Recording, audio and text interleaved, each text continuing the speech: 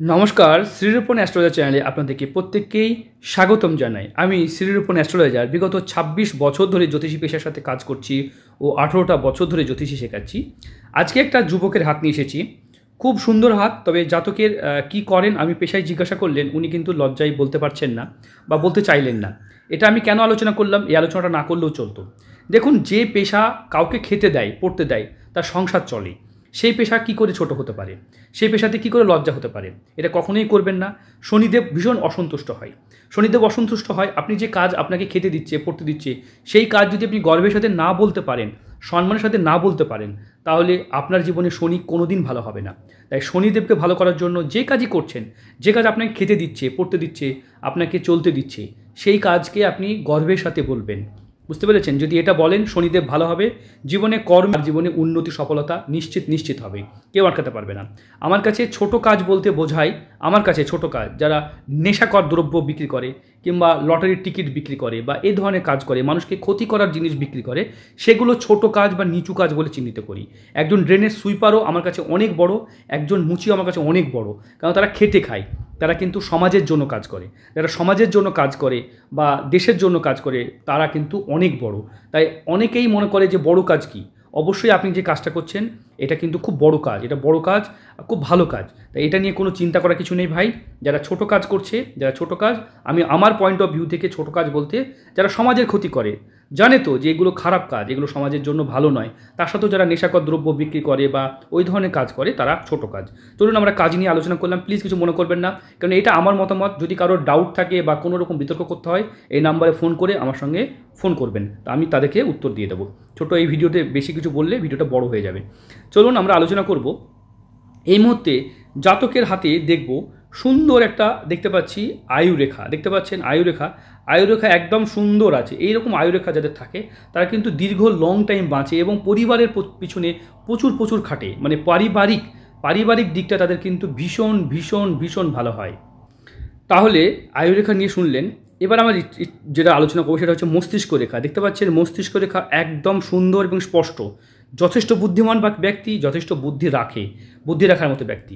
দেখতে পাচ্ছেন এইখান থেকে একটা সুন্দর কেতুতে একটা সাইন তৈরি হয়েছে। এটা কিন্তু আচমকা ধন প্রাপ্তিকে নির্দেশ করে। আচমকা ধন প্রাপ্তি মানে লটারি নয়। আচমকা ধন প্রাপ্তি মানে হচ্ছে আপনি এমন কোনো জায়গাতে আচমকা সম্পদ পেতে পারেন বা কোনো পৈতৃক কোনো প্রপার্টি পেতে পারেন, বা হয়তো 5 লাখ টাকার প্রপার্টি হয়তো 2 লাখে পেয়ে গেলেন, তাহলে এটাও কিন্তু আচমকা ধন প্রাপ্তি। ঠিক আছে? তাই এটা কিন্তু খারাপ। অবশ্যই লটারি কাটা আমি নিষেধ করে থাকি, তবে কেউ মাঝে লটারি কাটে, সেটা নিষেধ করি না, কারণ অনেকেই মনে করে যে আমার লাখটা আমি হয়তো কোনোদিন ফেয়ার করলাম না। তার ওই প্রশ্নের উত্তরের জন্য সেই 30 টাকার লটারি হয়তো বছরে একবার দুবার কাটলো, তাতে কি হয়, তার লাখটা সে বলতে পারবে না যে ভগবান তাকে লটারি দিতে চেয়েছিল, সে লটারি কাটেনি বলে পায়নি, এটা সে বলতে পারবে না, তার জন্য তাকে পারমিশন নেই। বুঝতে পেরেছেন? তবে আমি এক্ষুনি লটারির কথা বারণ করলাম, আর এক্ষুনি লটারি কাটতে বলবো এটা বলতে পারি না বা বলি না, কারণ ম্যাক্সিমাম লটারি খেলা হয় না, যে কারণে মানুষ কিন্তু মানে পুরস্কার থেকে বঞ্চিত হয়। দেখতে পাচ্ছেন এইখান থেকে একটা মানি ট্রায়াঙ্গেল যদি তৈরি হয়, এখন এটা হয়নি, এভাবে কমপ্লিট হয়নি। যেদিন আপনার এটা কমপ্লিট হয়ে যাবে, এখানে অন্য কালার দিয়ে দেখায়, কমপ্লিট হয়ে যাবে, সেদিন কিন্তু আপনার আর্থিক জায়গাটা ভালো হবে বা স্বাচ্ছন্দ্য আসবে। এই মধ্যে দেখা যায় আপনার হৃদয় রেখা বা যেটা দেখবো হৃদয় রেখা, সেটা কিন্তু খুব ভালো। আপনি খুব ভালো মনের একটা মানুষ, ভীষণ ভালো মনের মানুষ। তা আপনার মনের দিক দিয়ে আপনি যথেষ্ট ভালো। বৃহস্পতিতে চতুর্ভুজ তৈরি হয়েছে, এটা সম্পত্তিকে নির্দেশ করে। তাই আপনার আর্থিক জায়গা, আপনার সম্পদ, বাড়িঘর, আপনার সব কিন্তু হবে, নিশ্চিত হবে। দেখতে পাচ্ছি শনির ক্ষেত্রে বারবার দেখাই এরকম একটা সাইন যাদের থাকে তাদের কিন্তু শনিদেব খারাপ হয়ে যায় এবং শনি কিন্তু তাদের ডিস্টার্ব করে। যে কোনো কাজ করলে সেখানে বাধা এবং সমস্যা আসে, এই সমস্যা দেখা যায়। যদি আমরা দেখি হাতের এইখানে দেখতে পাচ্ছি প্রথমে কন্যা সন্তান ওয়াই, তারপরে পুত্র সন্তান, দুটো সন্তান যোগ দেখতে পাচ্ছি, দুটো সন্তান। এই জাতকের প্রথমে কন্যা সন্তান, তারপরে পুত্র সন্তানের যোগ, দুটো সন্তান যোগ। হাতে দেখতে পাচ্ছি এখানে বিবাহ রেখা ঠিকই আছে, দাম্পত্য জীবন মোটামুটি ঠিকই থাকবে, খুব খারাপ নয়, কোনো ডিস্টার্ব দেখছি না।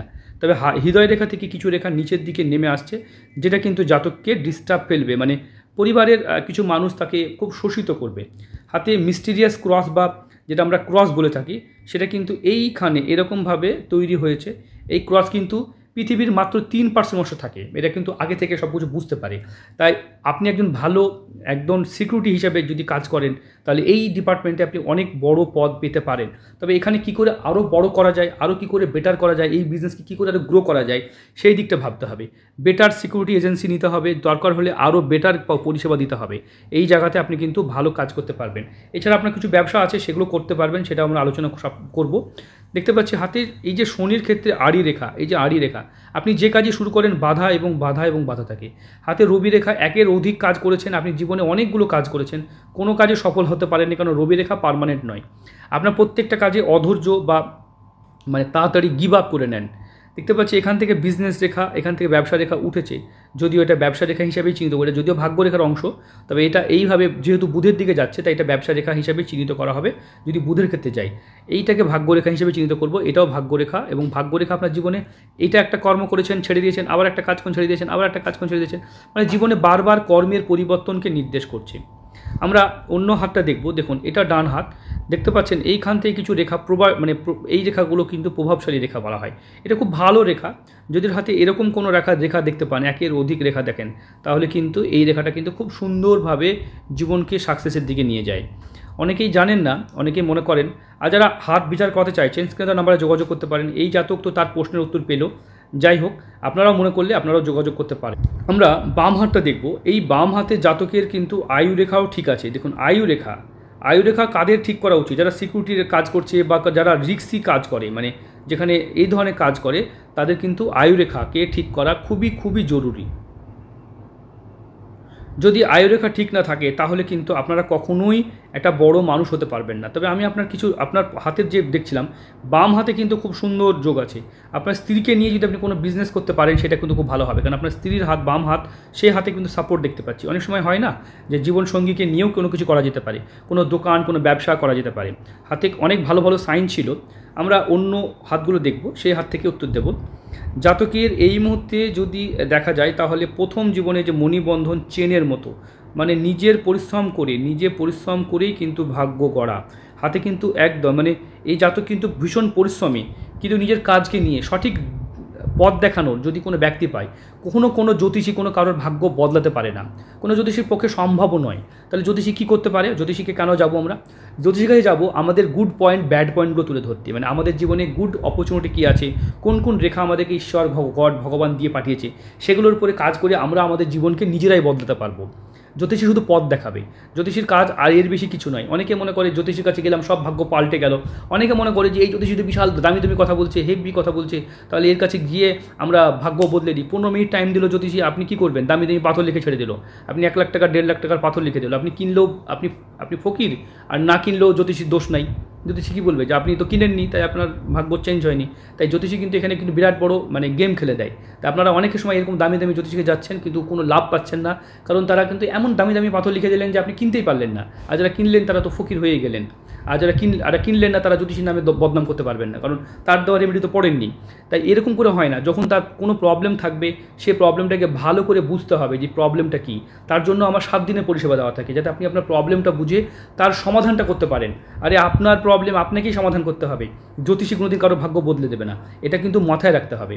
অনেকেই মনে করে তাহলে আমার কাছে কেন এলো মানুষ, বা আমাদের কাছে কেন আসবে তার গুড পয়েন্টটাও জানতে, যে তার জীবনে কোন বাধা, কোন পরিস্থিতি আসবে, সেই সময় সেই কাজটাকে সে যদি গ্রহণ করে তাহলে কিন্তু সবই ঠিক হয়ে যাবে। আশা করি বুঝতে পেরেছেন।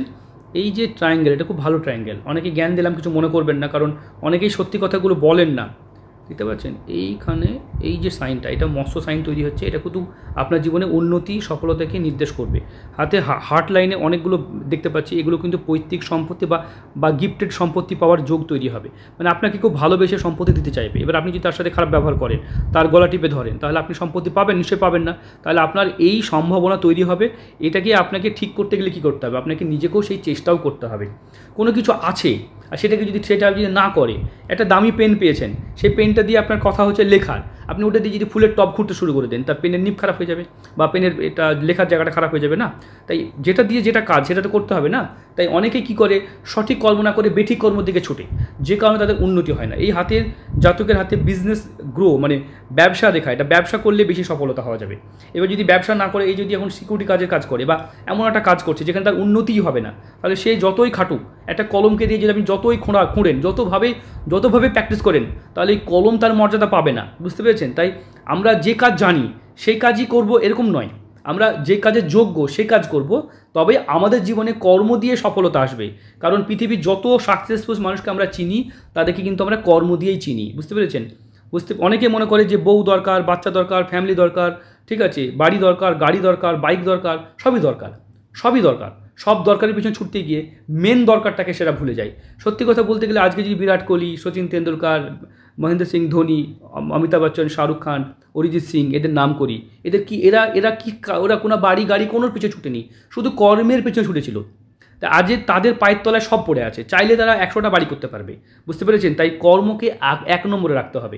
আপনার কি কাজ করলে আপনার জীবনে সফলতা হবে? আপনি 2 বছর আমাকে দেন, 2 বছর আপনি আমার কথা মতো আপনি কাজ করুন, দেখুন আপনার জীবনে উন্নতি না হয় কিনা। যাই হোক ভাই, ভিডিওটা এই পর্যন্ত, আর কিছু জ্ঞান দেবো না, কারণ অনেক ভিডিওতে বেশি জ্ঞান দেওয়া হয়ে গেল।